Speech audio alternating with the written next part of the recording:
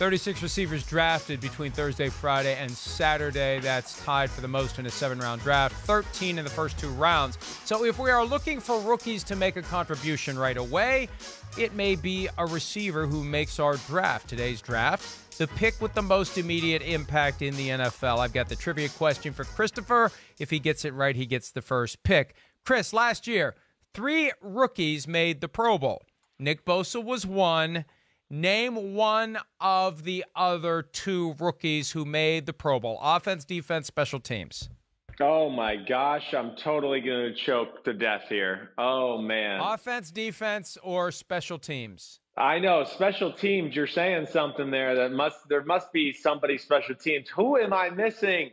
Oh, my gosh. I'm choking under the pressure. I don't know. Go ahead. I'm totally choking. Can't. Womp, womp. Only your second most embarrassing moment of the day, unfortunately. The answers are Mecole Hardman of the Chiefs and Deontay Harris of the Saints. They both made it as special teamers. I thought that hint would help, but again, it's not easy to do when the clock is ticking. All right, the clock is ticking on me, and this one is easy for me. The last player taken in round 1, Clyde Edwards-Helaire, who undoubtedly will be the starting running back sooner rather than later for the Kansas City Chiefs, and he will have opportunities to run the ball. He will have opportunities to catch the ball. He will be playing with Patrick Mahomes and company, so we will notice Clyde Edwards-Helaire more than we will notice any other rookie. He will make the most immediate impact in 2020, Chris. Yeah, I mean, I don't disagree. He was certainly on my list. I got 7 names here, and he certainly was one of them. I don't know. It's going to be big time. I mean, I know you and I, we were excited about the possibility of him playing in that offense, and it's kind of like, you know, I don't want to say it, but it's almost like Golden State getting Kevin Durant, where you're just like, whoa, how the hell are you going to stop this team now with this amount of weapons? So awesome pick by them. I'm going to stay on the offensive side of the ball. I'm going to go with CeeDee Lamb and the Dallas Cowboys. One, I mean, I think he's the most talented receiver in the draft. But 2, because of the support system and the talent around him, I just think he's going to really benefit from that his rookie year. You know, a la Juju Smith-Schuster when Antonio Brown was there and Ben Roethlisberger. And again, I think CeeDee Lamb is a more talented football player than a Juju Smith-Schuster. But with Amari Cooper, the running game that they have, and, of course, not a bad cast of characters at the wide receiver position and tight end position to go along with it. I just think CeeDee Lamb in this new offense with Mike McCarthy's ideas, and I know they still got, Kellen Moore there. I just have a hard time thinking he's not going to find a real niche for himself and see some very beneficial matchups because of the other guys around him. Somebody asked me for the mailbag column that we do every Sunday to rank how I believe Henry Ruggs, 12th overall to the Raiders, Jerry Jeudy, 15th to the Broncos, and CeeDee Lamb, 17th to the Cowboys, will perform at the NFL level. And I put Lamb first because of the things you just mentioned. You put any of those guys in that spot where Amari Cooper is going to draw double teams. You've got Ezekiel Elliott to soften up the front 7 to make the passing game more effective generally, and you've got Dak Prescott. You're putting that receiver, whoever it is, Ruggs or Jeudy or CeeDee Lamb or anyone else, in a great, great spot. And I flip it around, a guy like Henry Ruggs, and I'm not picking Henry Ruggs because he doesn't have a number 1 receiver who's going to be double-teamed. I think Derek Carr is bumping up against the ceiling. He's never going to bust through, and I think the support staff around Henry Ruggs isn't nearly as good as it is in Dallas or even as good as it is for Jeudy in Denver. So I agree with you on CeeDee Lamb. All right, the next one for me, and this one's simple, because to have an impact, you have to be on the field. And of all the quarterbacks taken in the draft, there's only one guy we can look at with any degree of confidence to say this guy's going to be on the field from week 1, barring an injury, and that's Joe Burrow, the first overall pick in the draft. And I think he's going to be very good at the NFL level based on what I have gleaned so far, based on what guys like you have said, based on what others have said, based on what we saw at LSU last year. Right. And, the Bengals have, it's not that they have a great stash of weapons there, but I think when you have improved quarterback play, that's going to make some of your guys look even better. You give him Joe Mixon, you give him A.J. Green. They need to worry about the offensive line, but I think Burrow is going to have a big impact right away, in part because he's going to be out there from the moment the season begins. No doubt about it. And he just, everything that we've seen, like you said, just watching college football, the way he handles himself, I mean, he's going to have a huge impact on that team, the city, everything about it. And then to draft a wide receiver like T. Higgins to start the second round to go along with it, to help that investment, as we know, they're going to have their left tackle. What's his last name? Is from last year, Jonah. I'm blanking on his name, from Alabama. He'll be back healthy, and like you said, there's some pretty good weapons there. So I understand that. I almost made him the first pick, but he's been the first pick, so I didn't want to make him the first pick of this draft too. I just wanted to change it up a little bit. This draft entails slightly less compensation for the first pick. A little less. I don't think you're going to be paying them that kind of money. All right, my next one, I'm going to go to your squad. I'm going to Justin Jefferson, the Minnesota Vikings. Again, there's a lot of things to like about Justin Jefferson, the player. First off, I can't get over that he was still on the board for your Minnesota Vikings at pick 22. Has it all. But when you look at the receiving room right now for the Minnesota Vikings, who are you looking at? Adam Thielen, Tajay Sharp, right? You guys signed him. BB is a guy. So this is sure. He's definitely, Jefferson's going to be the second receiver, and him and Adam Thielen, size over the middle. We know they want to play two backs, one tight end, two receivers. So to go the play action pass, the run game, everything off of that, Justin Jefferson's really going to benefit from it. So I look at him as having a big statistical year and being a big part of that offense.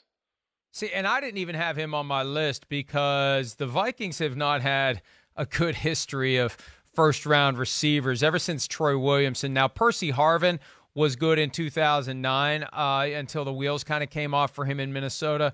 But I think that they're better off finding their receivers late in the draft or not at all, like Stephon Diggs, round 5 or 4, Adam Thielen undrafted. I worry about Justin Jefferson just because of that expectation, that extra expectation like you're talking about. He's going to come in as the number 2 guy. He's going to come in as a guy who's expected to do a lot to justify the draft position. That could make it even more challenging. All right, I was going to be kind of a wiseacre here and pick Jordan Love because he's already made an impact on the Packers. Not the kind of impact that we are talking about in this draft, but the mere fact that they picked him has caused Packers Nation to turn upside down.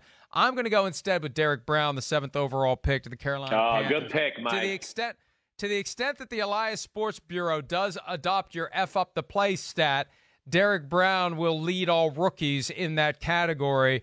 And, as you were saying the other day, this is like a Warren Sapp type of a guy who can come in and be very disruptive. He's been compared to Chris Jenkins, who was a mainstay in Carolina for years. Just that interior force that can screw up a play to the point where the rest of the guys can get the job done. That's what Brown can be for the Carolina Panthers. A guy that has very little sex appeal in his game because he doesn't carry the football or catch the football or throw the football, but he's going to be a guy who keeps the other team from doing any of those things whenever they face the Panthers.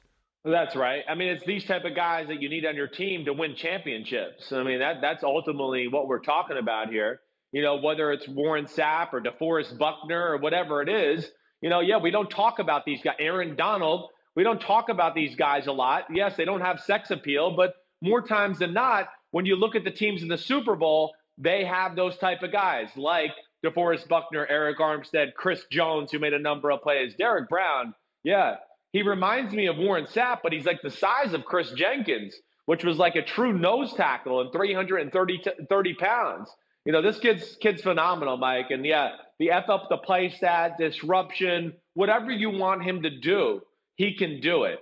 And I think him paired along with Kawan Short and what the Carolina Panthers did in the draft was just, I think they blew it out of the water. They killed it. And this started it off right here with this freak talent, Derek Brown, who was really probably a top 5 pick. And great for them to have him on the board at number 7. All right, good pick there. You stole mine. I'm going to go to the second round. I'm going to pick one second rounder here because I'm going to pick Jonathan Taylor, the running back out of Wisconsin. Yes, I thought he was the second best running back in the draft. He's got great power. He's almost 230 pounds, and he was the fastest running back in the draft. At 4.39 at that size is pretty special.